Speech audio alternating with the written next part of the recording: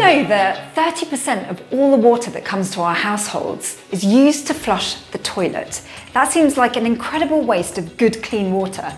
I'm about to meet Fernanda Muniz Sacco, who's going to show me a much more sustainable way of reusing grey water.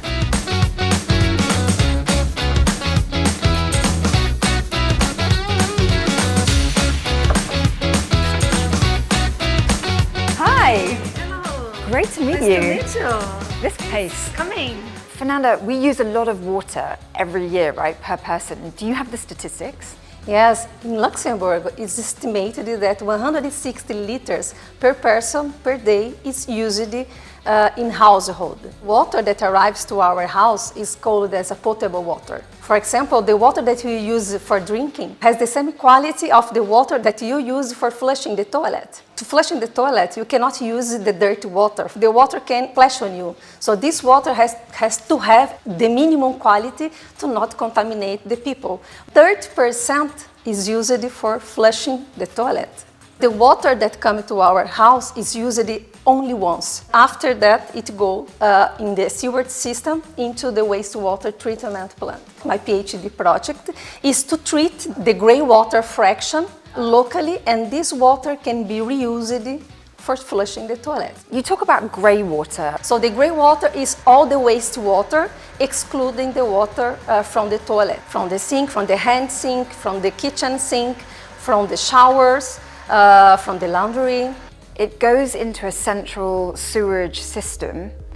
They're micropollutants that end up in our rivers and our seas. Exactly, yes. And some of them, they can change also the hormones of the aquatic environment, aquatic animals. The European directives in wastewater effluents, they are being more and more stricter due to these micropollutants. So is your research concerned with removing the micropollutants, or is your research concerned with recycling water that doesn't need to be super clean for drinking? In fact, it's both, because if you are treating the grey water locally, you can reuse the water in your household, and besides that, you can remove these micropollutants at the source.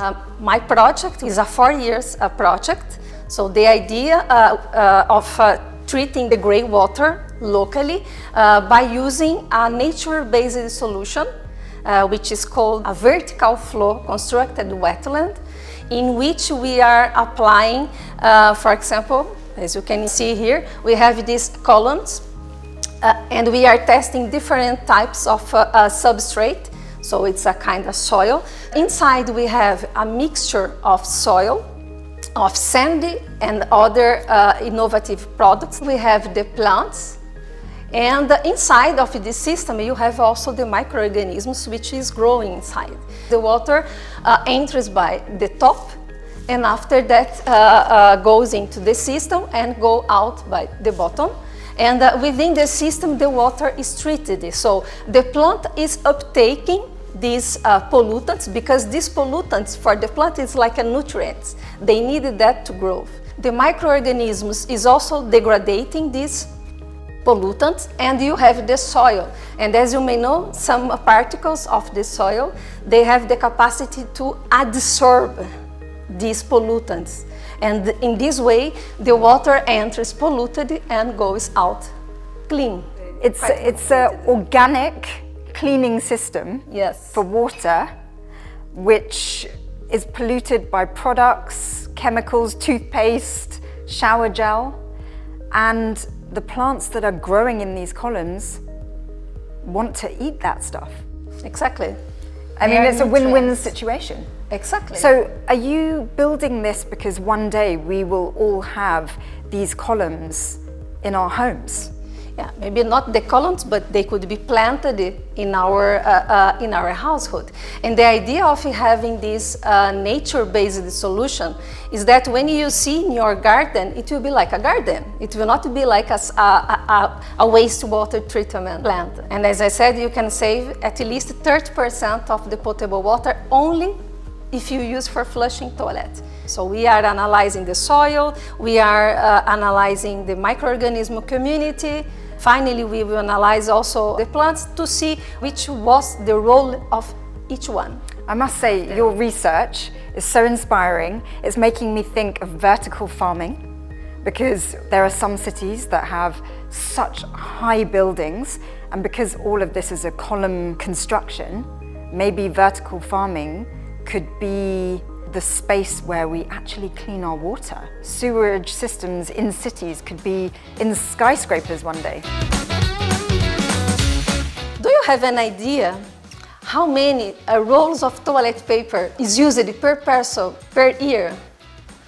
It's 85 rolls of toilet paper per person per year. Yes. For one person, that is a lot of toilet paper. We are testing here innovative mixture.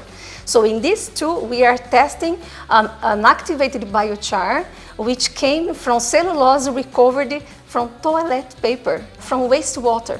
This toilet paper will end up in the wastewater treatment plant, and there they are not recovered at all nowadays. They are just removed mechanically. It's already known that this biochar improves the microorganisms community. And in this way, you can improve the overall removal efficiency of pollutants. Loo paper is from trees, and to the soil, this loo paper returns. Yes. You have so many reused, recycled, sustainable solutions all wrapped up into one. Congratulations. This project really is exciting.